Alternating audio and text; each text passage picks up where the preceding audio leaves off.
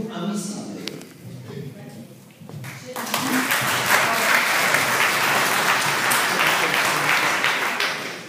C'è di più, perché noi esprimiamo pochissimi parlamentari, perché siamo pochi, e ne esprimeremo sempre di meno, perché la salute si sta spopolando.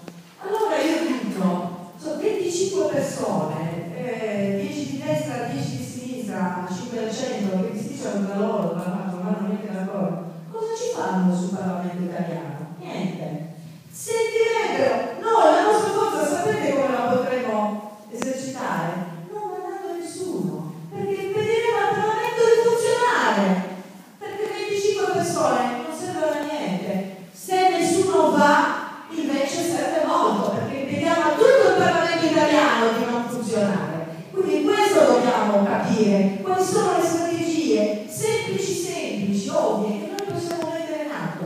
Se lo Stato italiano non ci rispetta, per quale motivo noi dobbiamo essere rispettosi nei confronti di chi ha deciso la nostra estinzione, la nostra soccombenza, la nostra desertificazione umana?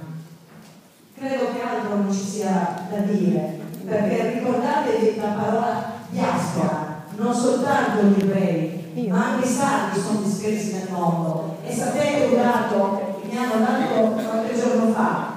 I sardi nel mondo, compresi i loro figli, sono più dei sardi residenti. Avete capito? Saremmo quanti milioni in più? Saremmo oltre 3 milioni se fossimo tutti potuti restare in Sardegna a lavorare. Oggi invece siamo sempre di meno e in Italia contiamo sempre di meno e conteremo sempre meno, perché siamo destinati ad estinguerci. Grazie dottoressa. Allora, noi